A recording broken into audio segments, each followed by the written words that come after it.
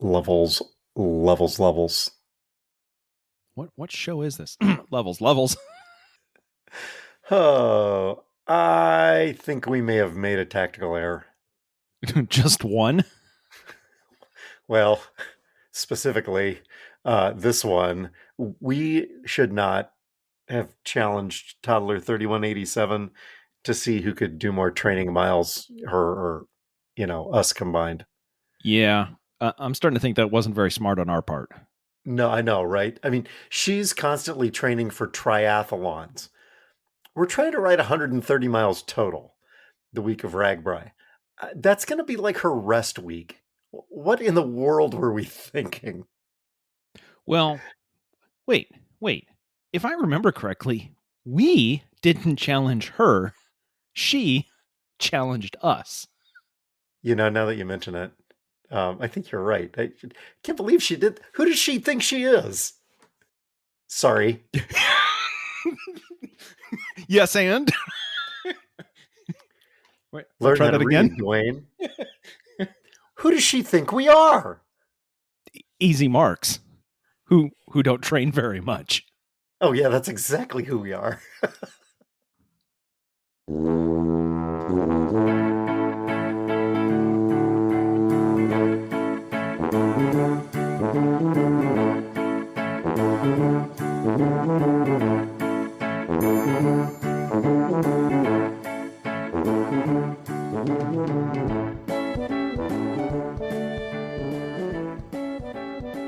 Hi, toddlers. Welcome to Talking to Todd, a weekly podcast with Dwayne Johnson and Todd Prinz, where failure in the cold open is always an option. Thanks for joining us. Hey, Todd. Hey, how's it going? Pretty good. Need me to write in bigger letters now? So, do you remember, was it last week that we debated whether or not we should do the Chat GPT ones? And Yes. You said, well, if we don't do them this way, it just means more editing for you. Yes. You wrote that, and it just means more editing for me because I can't read.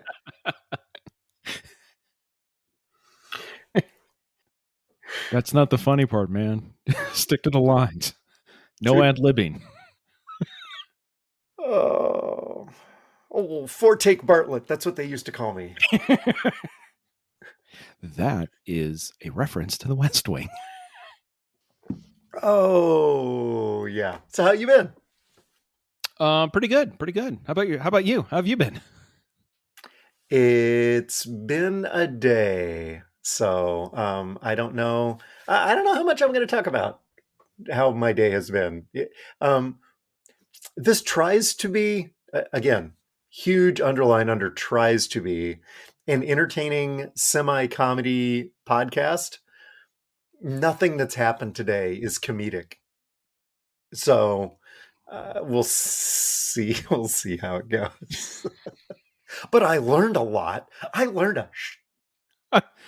On the other hand, if this was a different type of podcast, you'd have all sorts of content. But, that's for something else. Yeah.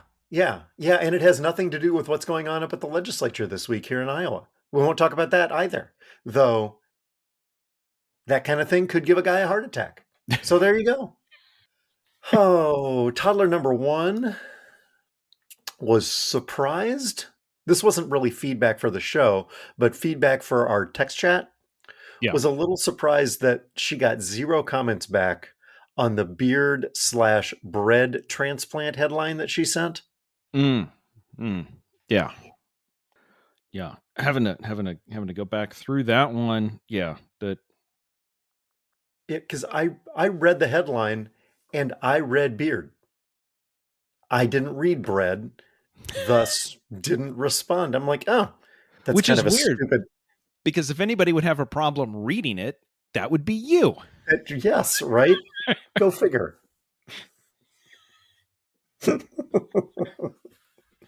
That is a callback to the screwed up cold open. It's not screwed up. It's just an alternate cold open. Sure. The puns. The Snyder cut. Anyway, sorry. The puns in the cold open. Yes. She shook her head the entire time. couldn't wait for us to be done. And then later, during the Felderman Day commentary, Yes. you said we could put up bunting. And she said, really? He complains about your puns. Wow, that wasn't even an attempt. That was not even an attempt at a pun. I was literally meaning drape it as bunting is the only opening day of baseball is the only time the word bunting ever gets used anywhere. I meant in yes. baseball today, it's the only time bunting ever gets used. Yeah, good at point. all. Yeah. How about Toddler? How about Lisa? There was audible groans while the puns were going on. Uh-huh. And in the middle of it, a request of when is this going to stop? Yep.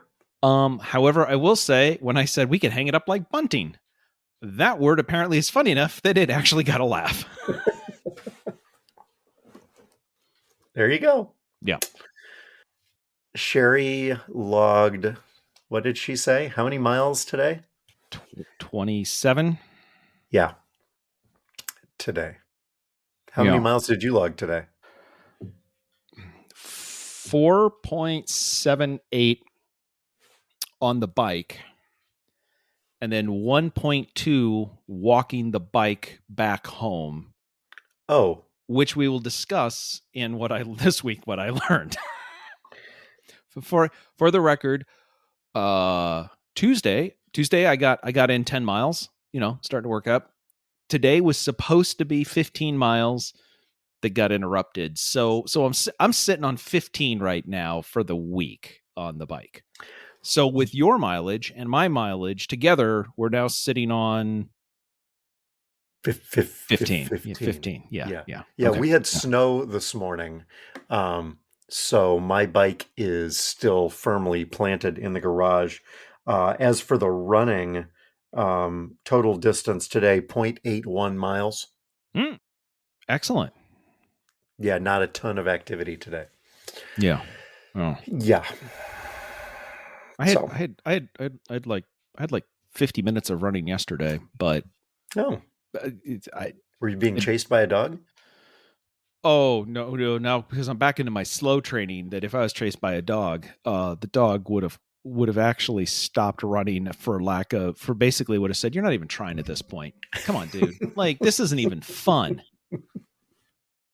So I can go after my tail faster than what you're moving. So yeah. And we got email to feedback@talkingtotodd.com. Even though no one does, but apparently people do now. Thank you. People do that. Yes, exactly. Yvonne writes, "Dear visiting scholar and very special fellow," thank you very much. "Feedback. In light of your reference to the live studio audience, Wrigley and I would like to put forth the motion that the recording studio in the undisclosed location be honorarily named the Preston Beckett Auditorium." Live from the Preston Beckett Auditorium, this is Talking to Todd. In light of the loyalty provided by said live audience, please do not forget to second this motion. That was in parentheses afterwards. Okay, I'll second it. She's learning. Yeah. Okay, yeah. All those in favor? Aye. Woof. Yes.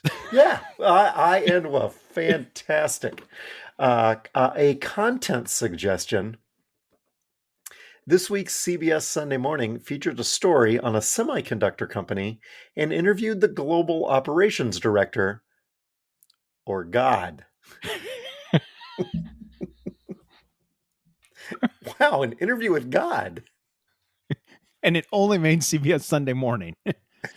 Which you would think Sunday morning he'd be busy or she would be busy.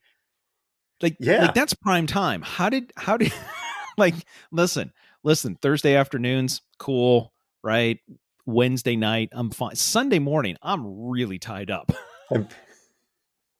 Probably wasn't a live interview. They probably pre-recorded that and then played it back 3 days later. Got it. Yeah. Just rolled that videotape right on out. That's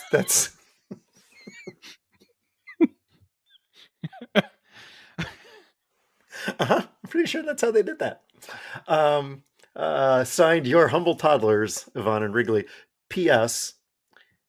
Is there a location on the Talking to Todd website where I can find my toddler number? PPS. Can Wrigley have a toddler number too?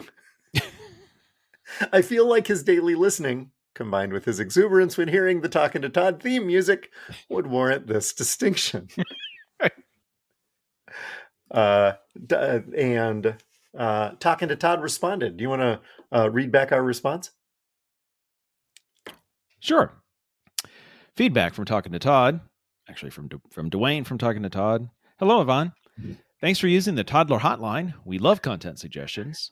For what it's worth, toddler numbers are assigned in either A, an order. Amy, for example, is number 1 because she's been putting up with our crap longer than anyone else. Or 2, by your number in competition, parentheses, Sherry was number 3187 in a triathlon, close parentheses. Or 3, wait, it's A, 2, and 3. Wait, you use 3 different designations. That's anyway. Okay, that's fine. It's Roman numeral 3. Yeah, it's Roman numeral. It's A. Anyway, Roman numeral 3. By the weather in your location, parentheses, see -18 in Minnesota, close parentheses. Please let us know if any of the above should be taken into consideration. Visiting Scholar and I will consult and assign you and both you and Wrigley toddler numbers on the next show, unless we can drag this content out over multiple episodes. Your very senior fellow, Dwayne. Okay. All right. So I have an idea. Okay. All right. So I'm going to start with Wrigley. I propose Wrigley's toddler number is 1060. Wrigley's toddler number is 1060. Is this a reference I should be able to come up with? If I said 1060 Addison, would that help? Oh, is that the address for Wrigley Field? It is the address for Wrigley Field. It's the official mailing address.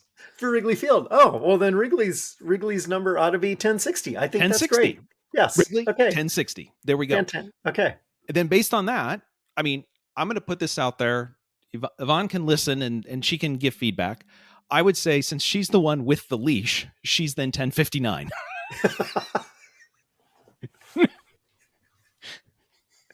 Updating our rundown as we speak to assign 1059 and 1060. Congratulations. Excellent. Anybody else that we got feedback from? No, nope. Oh, by the way, just while we're talking with Yvonne and Wrigley, Don is recuperating at home. Hopefully everything's doing well. So if a shout out to Don as well. But no, I don't think there's any other I don't think there's any other feedback. Doug did send I said we were a little too sports heavy last week. Yeah. Never apologize for being sports heavy. You're senior enough to be beyond apologies. This is going to last a long time, isn't it? Also, at least through your senior year. Well, yeah. And let the professor give his flaming hot takes. That would apparently be you. You would be the professor as the visiting scholar. Bring those flaming hot takes. So, yeah. So there was that. Corrections. Did we have any? Actually, from last week? I did not. Nope, I don't believe that I did either. I had several pieces of... oh, wow, you have several pieces of follow-up, too. Go ahead. All right, we'll just back and forth. We talked... last year, we talked about the pitch comm system that Major League pitchers and catchers could use, where the catcher could push a button on his wrist, which would then go to an earpiece in the pitcher wore to tell them which pitch to throw. Yeah. Part of that, the catcher also wears an earpiece so that the catcher can hear the same thing the pitcher is wearing. In a spring game between the Twins and the Tampa Bay Rays, the the catcher for the Twins had the volume turned up so loud of his earpiece that the umpire could hear every pitch that was coming, as could every opposing batter. Yes, see item number 2 in my list of idiots. Now, to his credit, Kenta Maeda, even though the batters knew what was coming, he threw 2 scoreless innings. Thanks, Eli. Somehow, the Twins didn't know about this until after the second inning, when the umpire went and told the Twins manager, they can hear every pitch that's coming. And you know what? We don't care. Let him try and hit it. Yeah. I think the only piece that is missing from here is, and the Houston Astros are effing pissed that they didn't get to use this to win another World Series. Somebody bang for me. Oh. All right. Let's see. What you got? What's your first bit of follow up? So if you also remember, probably, the title of one of our episodes was "I Was Promised Robot Umpires." Yes. 99% Invisible, the podcast that we talked about on the 6 on 6, just did an episode on robot umpires. Have you listened to it yet? Yes, I have. It is. Yes, I did. Isn't it awesome? And the whole time I'm listening, I'm going, I was promised robot umpires. So this is a second mention. Well, more than that. We've probably mentioned 99PI half a dozen times or more. When you're done listening to Talking to Todd, highly recommend picking it up. Not everyone appeals to everybody, but pick and choose. Yeah. But if you like baseball, that was a really good one. Yeah. What's next? This is a long-term follow-up. Apparently, Mel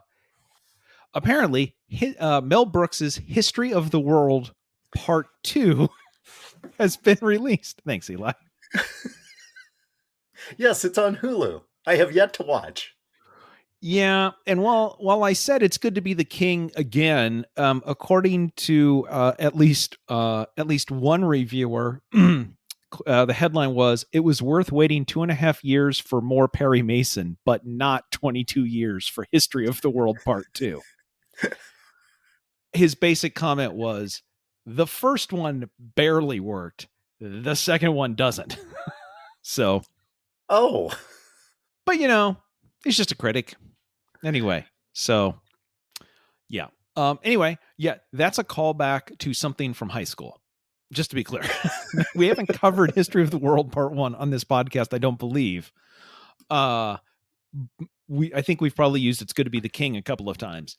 But anyway, so that's back. What else do you have? I have... So you remember last week when you told the story about the dad getting on the phone with his 6-year-old son? Yeah, where do we keep the axe? Yeah. Where do we keep the axe? I found all of the axes. They are apparently they're in the museum underneath the arch in St. Louis.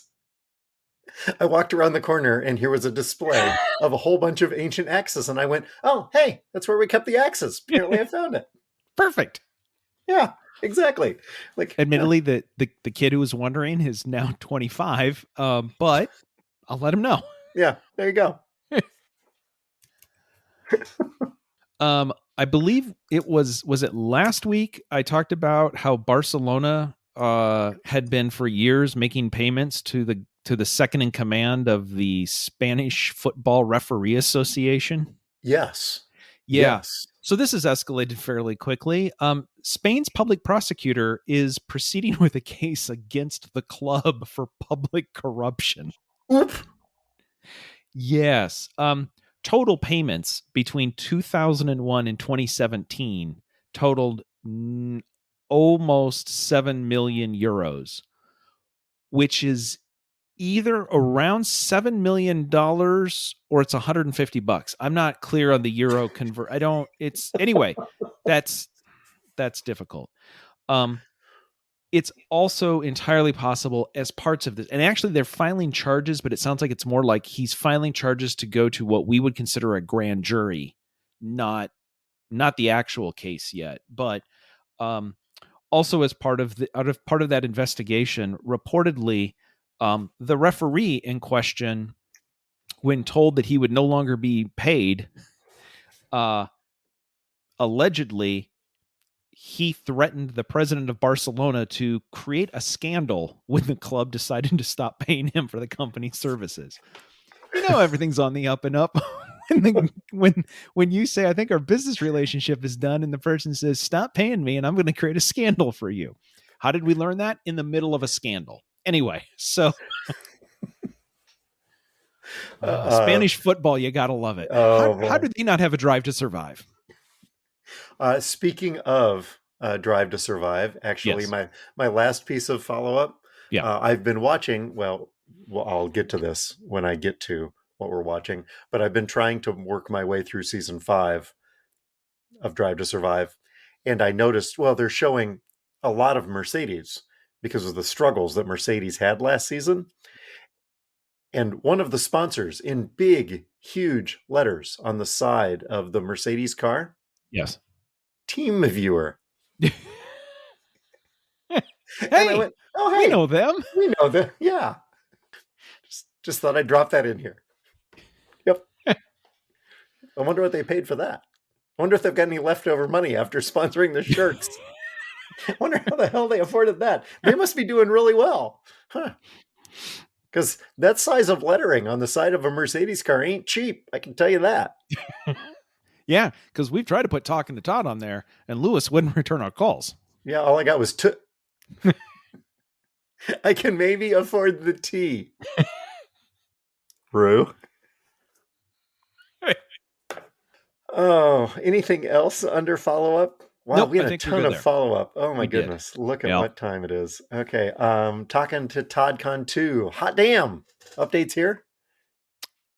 Oh, that was a bit of feedback. Lisa was shocked to hear that when we confirmed on this show and then after the show, hey, we're coming, is it okay for us to stay with you? And you're like, yeah, it's all open and everything else. That information was not relayed to Amy until a week later on a podcast. For the record, she and I had discussed that if you were to buy your tickets, yes, the Johnsonian would be open for you to stay with us. Yeah. We were all in agreement that that was fine. Okay. I just neglected to convey that tickets had been purchased. Okay. The other piece of follow-up is for me. I have been informed that should situation be reversed here at the undisclosed location, that type of communication gap will not occur. Good note. Yes, I've written that one down. I did notice when I got my bike back from the shop, I think I've told you, I still had, you notice the past tense, had a nearly pristine 1986 Ragbri sticker on the bike. Yeah. They washed my bike. I bet you they had to scrub real hard to get that sticker off. Apparently did not have to scrub very hard. It is in terrible condition. Yeah. Well. Yeah. For sentimental value, I am wishing I had put some clear packing tape over it before I sent my bike in. Because it was kind of a neat piece of memorabilia. And now it's not. And now it's not. That's on me. Live and learn. Cover up your stickers, folks. There you go. Anything else under hot damn? Nope, I don't think so. I'm going to need to find some audio for that. The tournament bracket challenge launches later. These might. We've got them listed under main topic discussions. Maybe they need to go under follow up. I don't know. Yeah. Anyway, the tournament launches as soon as the brackets go final. Get your picks in. Sheet of integrity. One pick and one pick only. And then we're going to have to figure out what we're going to do for the Talking to Todd bracket, because you did a bracket, I did a bracket, and then we did a Talking to Todd bracket last year. If you remember, we've done this. Yeah. Well, you did one. You did the Talking to Todd one where you picked based on mascots, and you explained why a train could be defeated by a buffalo or something. I just remember there was. Yeah. Yeah, that's right. Yeah. Because I picked the Boilermaker guy and not the train. Yeah. Against a buffalo, but we had differing opinions there. I'm not sure how that one turned out. Doesn't matter. We'll have to figure out what this year's. We're open for suggestions. What this year's friend versus foe matchup should be for the official Talking to Todd bracket. I'm going to throw an idea out. I don't love it because it requires a bunch of homework and no real artistic value. But on Pardon the Interruption on ESPN, when it comes to which team should win soccer matches in the when countries play, in Tony's mind, the country with more population should always win. So. I mean, it's basically like, oh, these two teams are playing. Well, they've got more people. They should automatically win. What? That's as much as I know about soccer. The country with more people should always win. There would be the population bracket, which is just either size of school, or if you really wanted to go nuts, the size of the town that the school is located in. Oh. But that's a lot of homework. So anyway, it would be a lot of homework, but maybe. I wonder if the source of all truth and knowledge might be able to help us out with that in terms of school size. That would be that could be interesting if it was done in a couple of clicks. Yeah. I mean, the other ones, I mean, you could do all sorts of stuff. I think this would be it'd be funny because it's probably inversely related, but whatever. Either number of Nobel Prizes won by the school.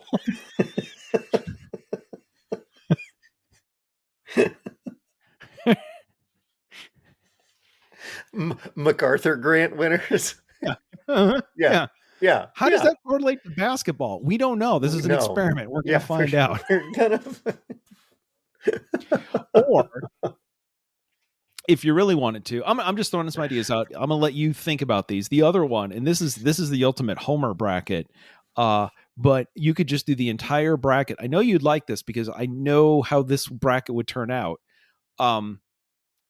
Basically do the entire bracket based on the school closer to you.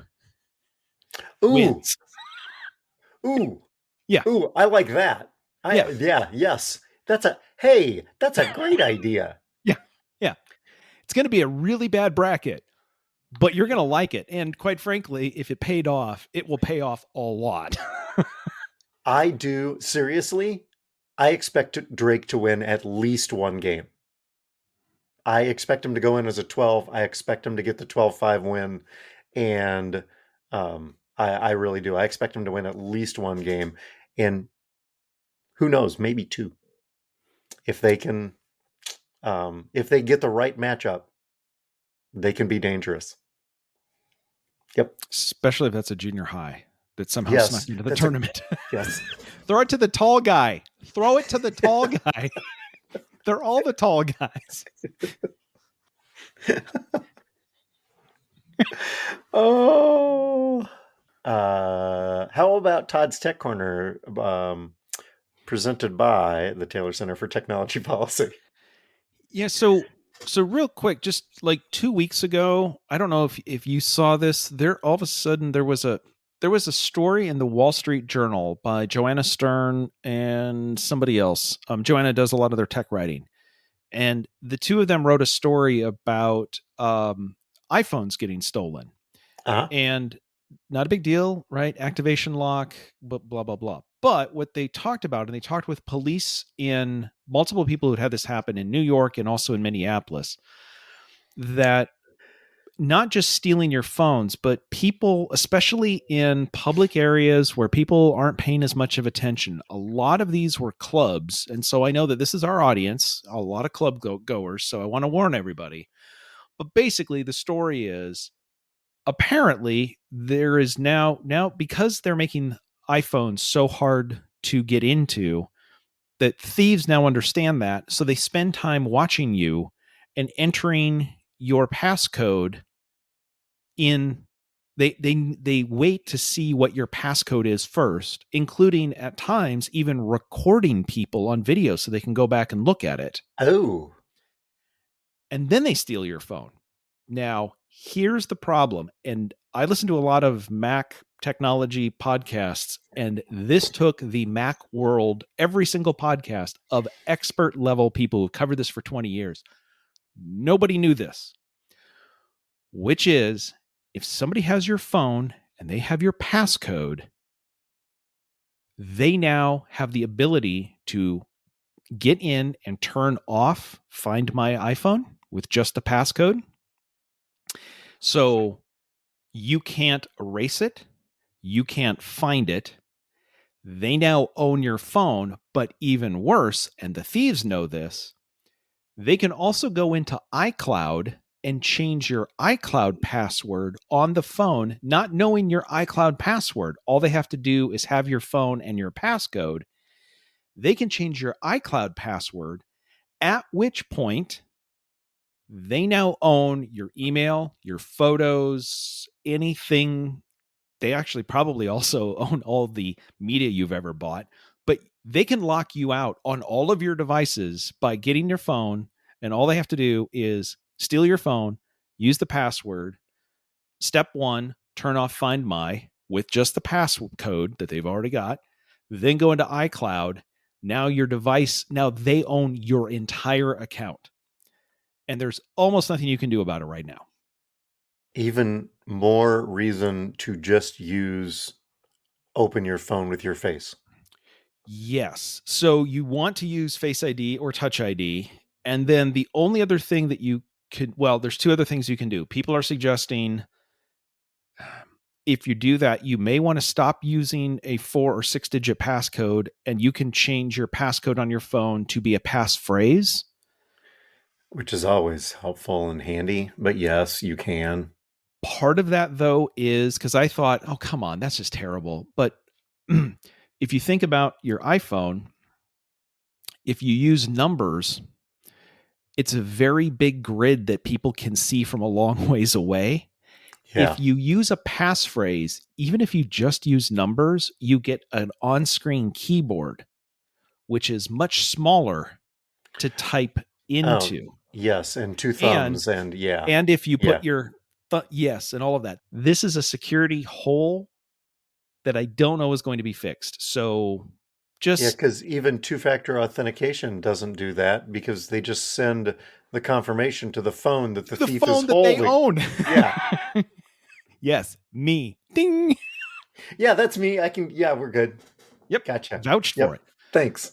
Yeah. So anyway, that article was one of those where there's a lot of articles that are like, oh, you wouldn't believe what you could do with Apple stuff. And it's like, oh, come on. Like it's ridiculous. And it's just hyping or whatever.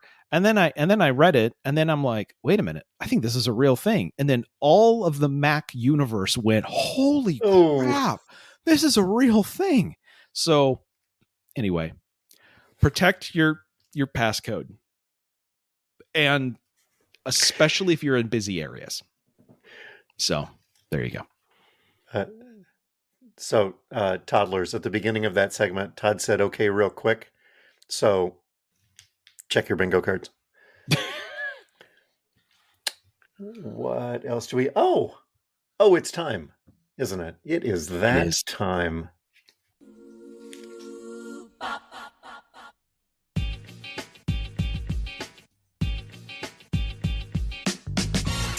No, you're never gonna get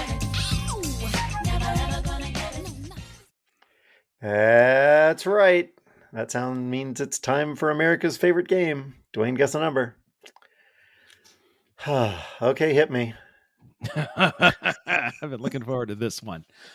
All right. Yeah, because I won last time. Toddlers, remember that? Remember how I won last time? Yeah. Remember that? Remember how awesome? Remember how awesome that sounded? The bell? You don't get to play the bell. Okay. I'm gonna warm you up, and then there's gonna be a couple of guesses, but we're gonna start. These are the warm up pitches. This is batting practice. Okay. So Dwayne, how many feet is it between bases in baseball? 90 feet. Okay. 20 yards if you're Shane shoot. No, go ahead. So now, where is that measured from? That is a great question. But I don't want to get all pedantic here, but that's not a number. No, but this is still warm-up tosses. Oh, okay. Because this is going to matter here in a second. Oh, okay. Is it from the... Well, it's either from the center of the base to the center of the base, or it's from the outside baseline to the center of the base. Maybe it's from the edge of the base to the... I don't know. Okay. It could be any of those. Or none of them. Or it could also... Okay. It turns out that 90 feet from home plate to first and home plate to third is measured from the back point of the plate to the back of first base. So not quite 90 feet, and even shorter now with bigger bases. Okay. So that, to your point, do you know from actually the front part of home plate to the front part of first base, do you know how far that is? 88 feet, 9 inches. 87 feet. Oh, okay. Okay, now, here's Dwayne guess a number. If you measure from the back part of first base to the back part of second base, how far is that? Well, if it's a 90-degree angle, a squared plus b squared equals c squared, carry the 5 divided by 13, I don't know, 154 feet. I was really hoping you were going to say 90. Oh.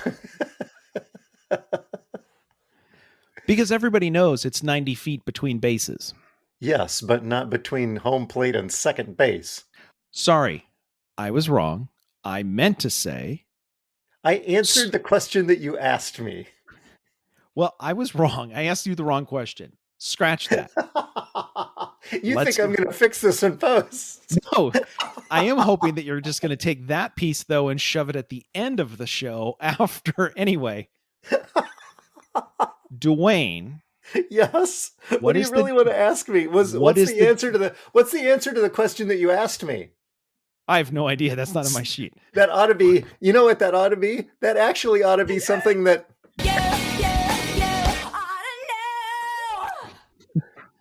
This thing got derailed quick. Okay, Dwayne. Yes. Okay, yes. What would you like to ask me?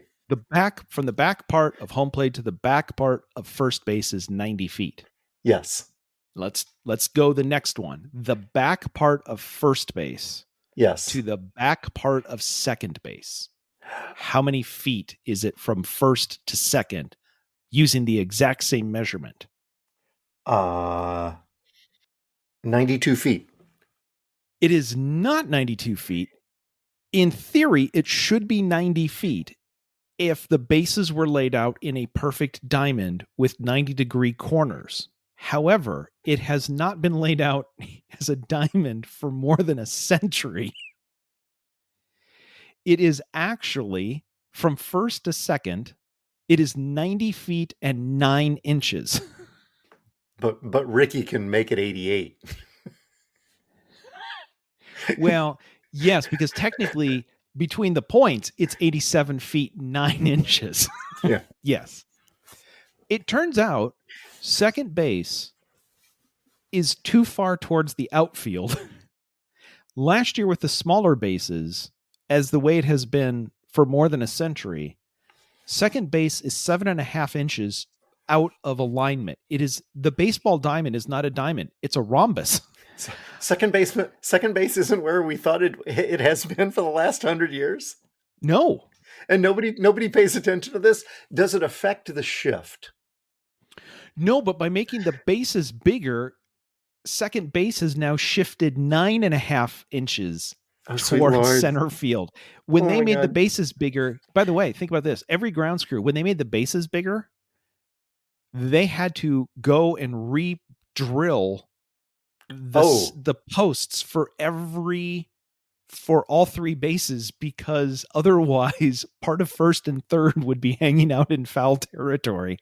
Yeah. And then when they went out, and actually one of the groundskeeper went out, this is from the San Francisco Chronicle, they got the bigger bases, and then they had to go out and they had to go out and redo and do all the geometry and everything, and then looked at it. And one of them looked at, now second base is huge and it's even further out of 90-degree alignment. And they said, I don't look right. Like, anyway, so once again, we grew up with some sports BS. It's 90 feet between bases. It's never been 90 feet between bases. They've lied to us. And yet you should have known. No, sorry, I should have known. You were just guessing a number. I was simply just guessing a number. Crossing the games. I did not. I did. Yeah, don't cross the grains. Oh. One of these times, one of these segments is going to kill this segment. This one may have been the one. It might have been. The Scott Frost Memorial Idiot of the Week. By the way, this relates to Sherry. I think Sherry ran the rock and roll half marathon in Las Vegas a couple of weeks ago, I believe. Yes, she did. Yes. Interestingly enough, Sherry, I believe, ran the half marathon. Not everybody did. Oh.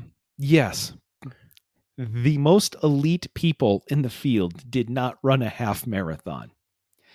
Approximately 1.7 miles into the race, the lead vehicle followed the race course. However, they had some motorcycle officers with them going forward to block some traffic or something. And one of the motorcycles left the race course. However, the elite runners at the front of the field followed the motorcycle. Oops. And instead they took a shortcut and they finished their race 0.68 miles short of a full half marathon distance. So the organizers then had to create a brand new, and by the way, elite runners get paid prize money for running in this. Oh. And they get to set personal bests. Yeah. They flew on that half marathon. It was 0.7 of a mile short. So anyway, they created a new category called in the final release status called 20K, and the prize money has been adjusted. Anyway, I bet you a couple of those people felt real good when they saw the clock. Man. Yes. Look at that. That is, man, I really trained well for this. Man, I was feeling good. I wasn't feeling great, but I didn't think I felt that good. Wow, that's outstanding. How about that? Yeah. So anyway, oopsie. And please stay on the course. How about you? What'd you bring? I brought my standard 3, but one of them we've already covered. Okay. Number 1, we're doing what? Number 2, say what? And number 3, kaboom. Oh boy. Apparently, I just get in trouble because everybody has their favorites, and I never pick the crowd's favorites when it comes to these.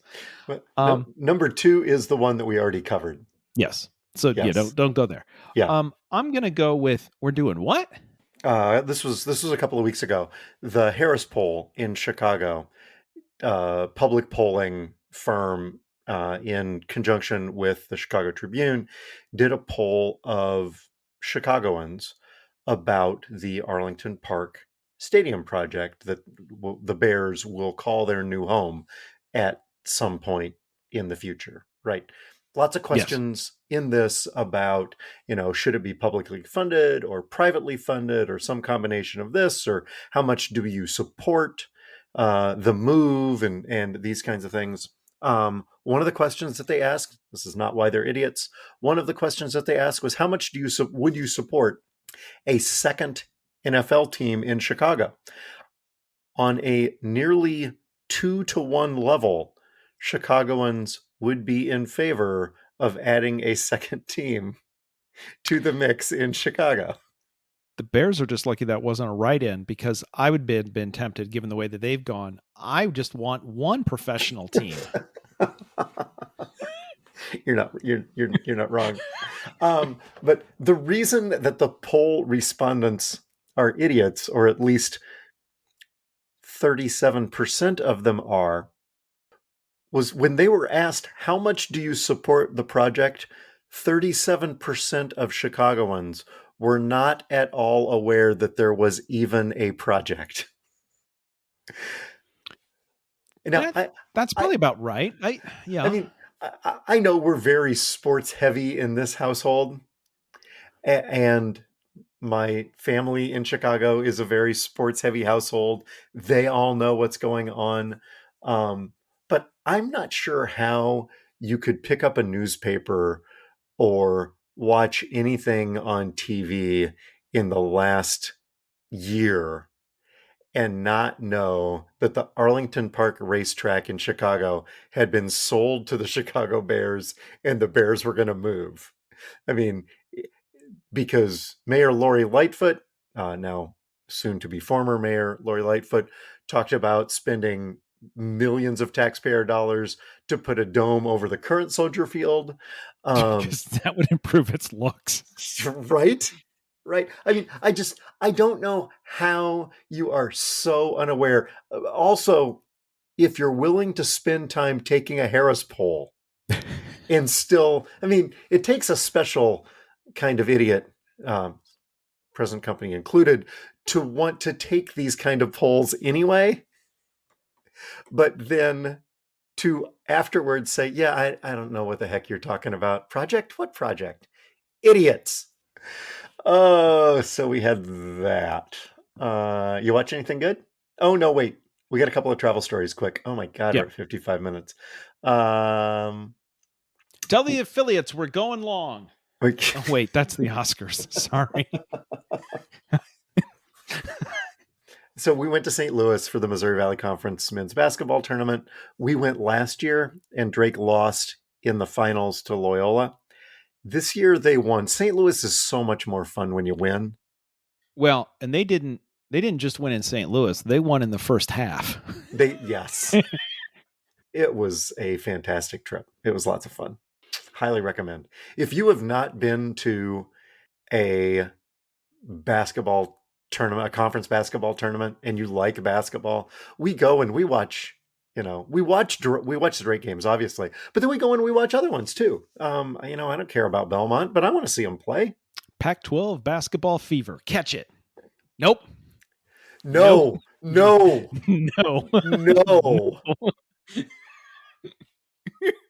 Wow.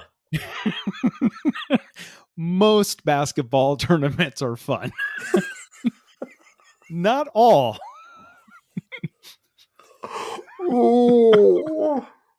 If you didn't get that reference, go back and listen to the episode titled My Idiot Husband and His Friend.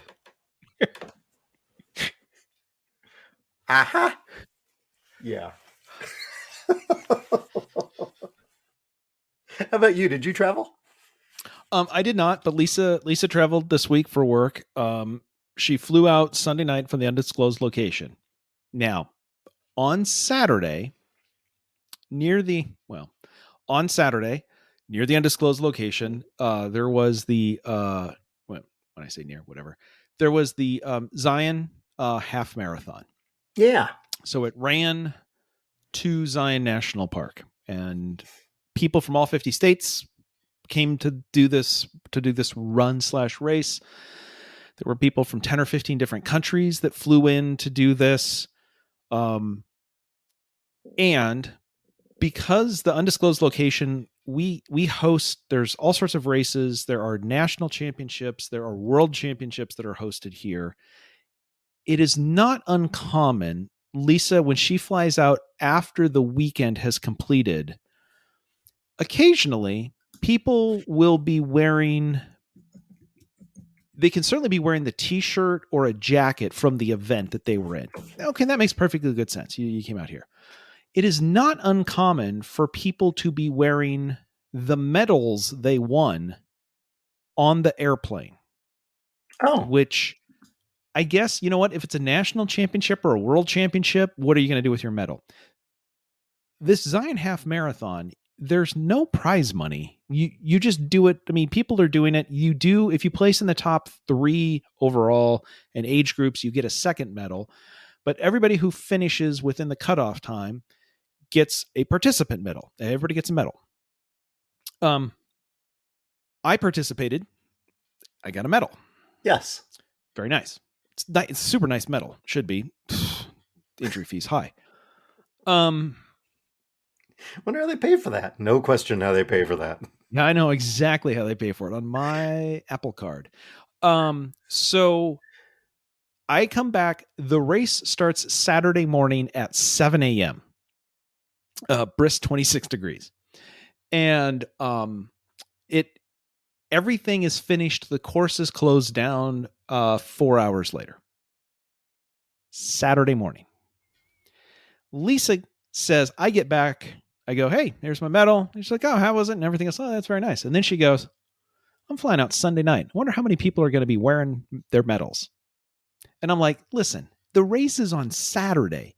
You're going to go home. You're going to shower. You're going to go out to eat or whatever. You're going to sleep. Then you got to get up. You got to get dressed.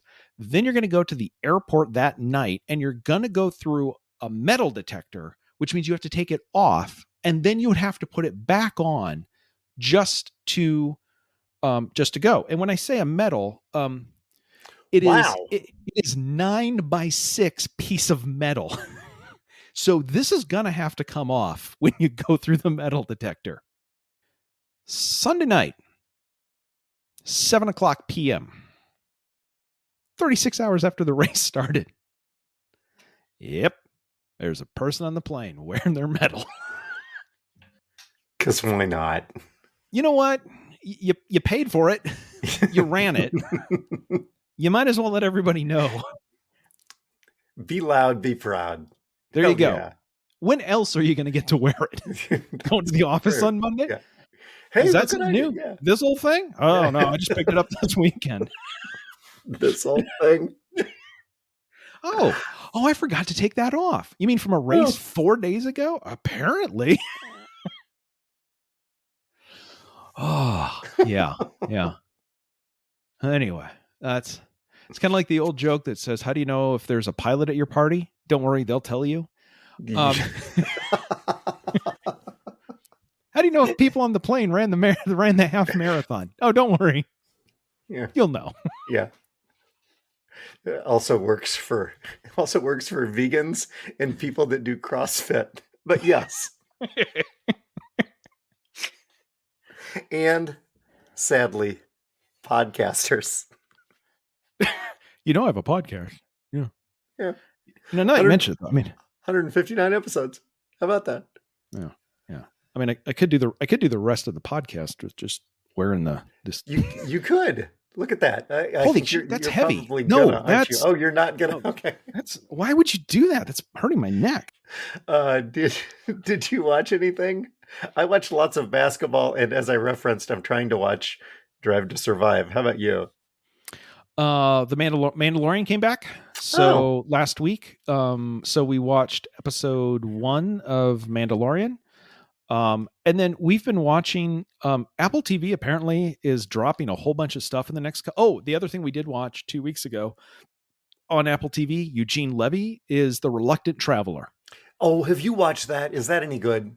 It's it's if you're hoping for Schitt's Creek, it is not Schitt's Creek. It's a Yeah. little slower paced. It's Don't put the expectations too high.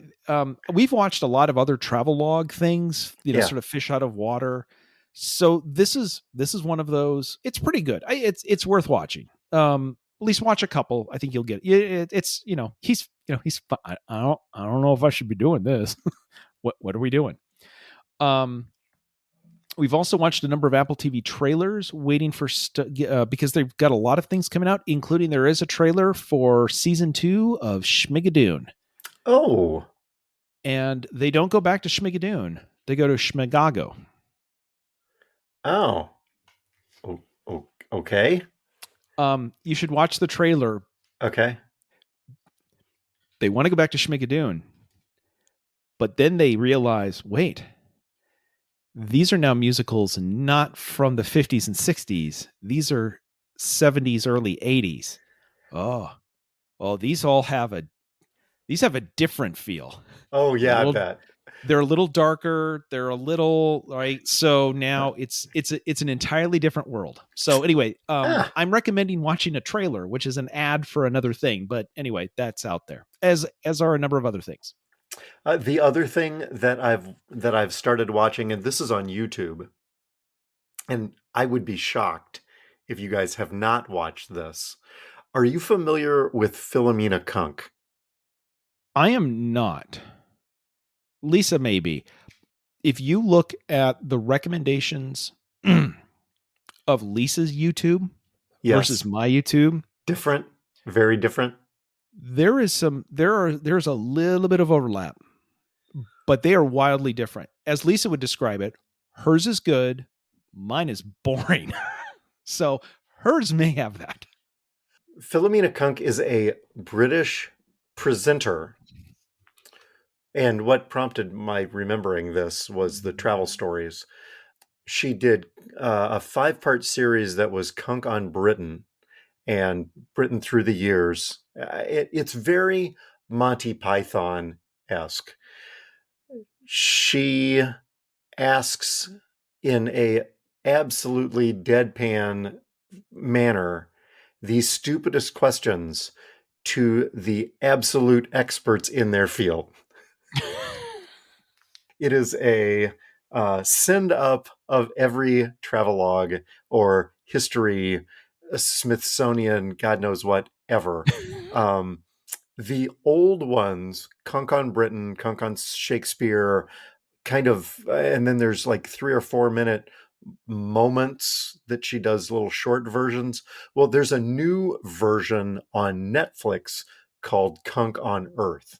I have not yet gotten to Kunk on Earth, but I knew that this was out there and I knew that she had done these other things. So I went and I watched them on YouTube, and I've gotten so into watching Kunk on Britain and all of the back catalog. I have not yet gotten to the version that's on Netflix.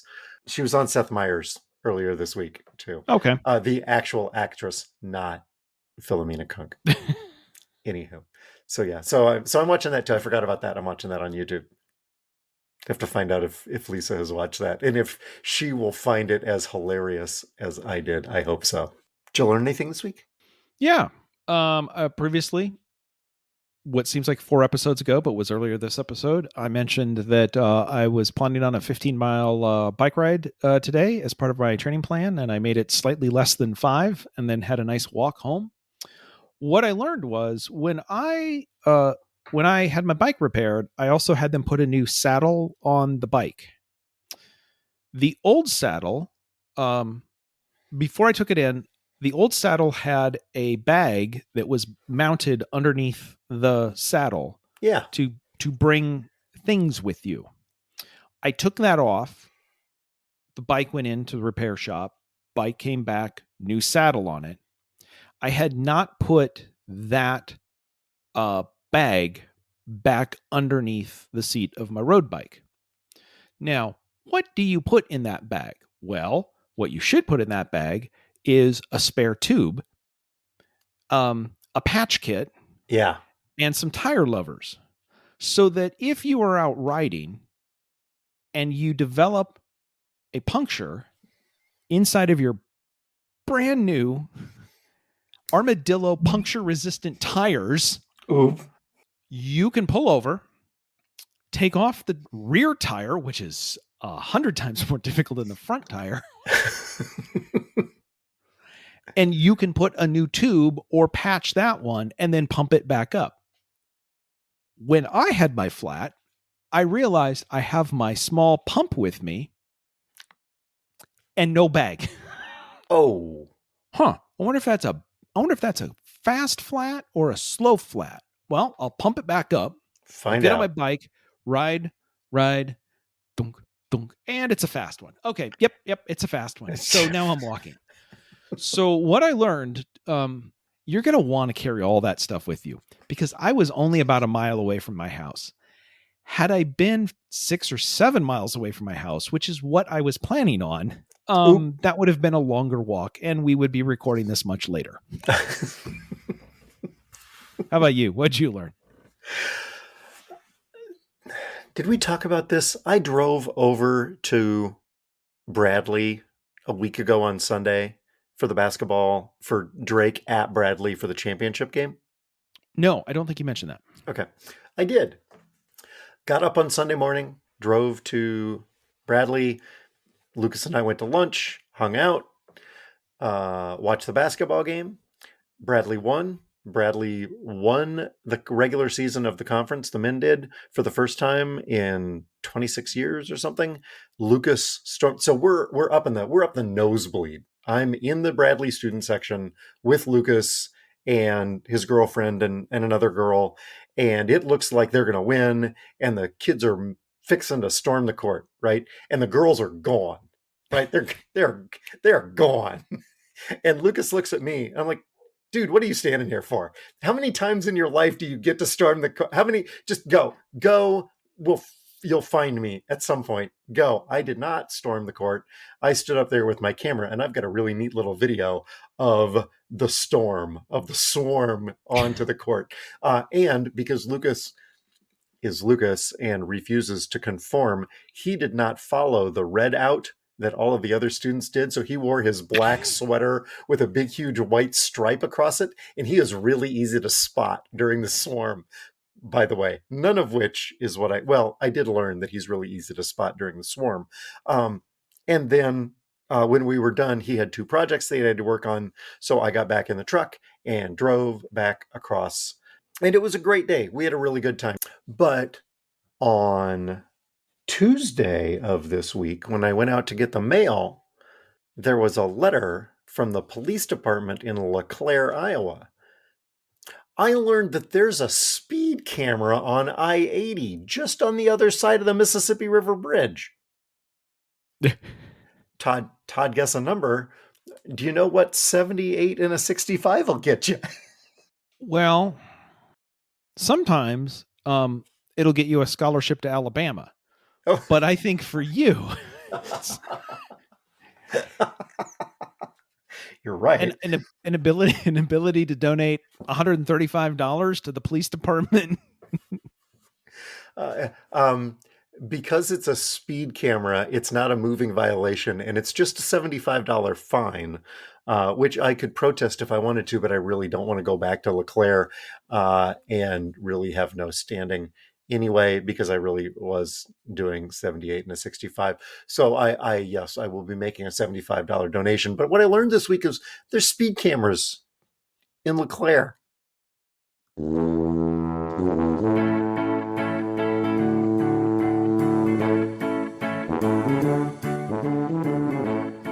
The music is Happy Boy by Kevin MacLeod.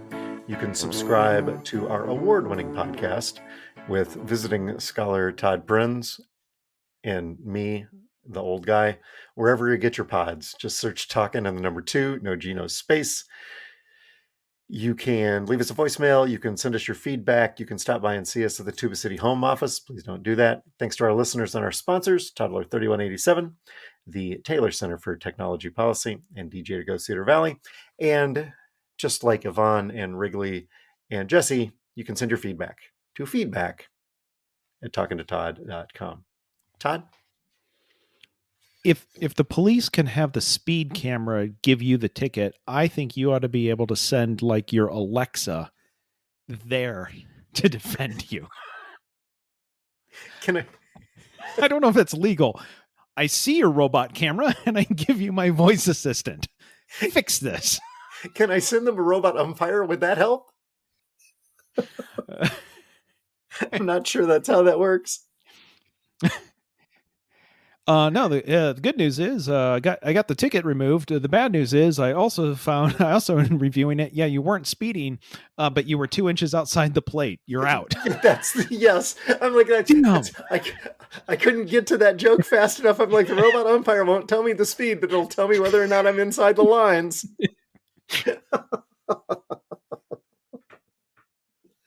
Oh, I'm sure we're going to have more robot umpire stories to clean up next week. We'll be back. We're here. We are talking to Todd.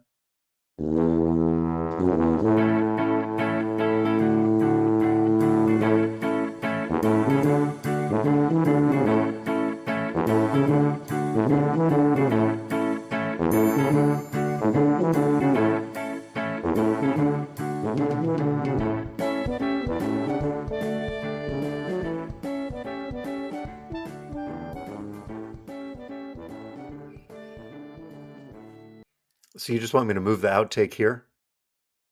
Well, hold on. I got one other thing. 100. You said 154 feet from the back of home plate to the back of second. It's something that I ought to know. So listen up. Okay, last year, apparently that is now 128 feet 2 inches 2 3/8 of an inch. 128. 128 feet is the number. 128 feet 2 2/3 of inches. That's because the bases have gotten bigger. Last year, that would have been, well, hold on, divided by 2. Carry the 6. That's 7 point. Oh crap! This is gonna get worse. That would have been 127 feet 10 7/8. Yeah, but how far in yards?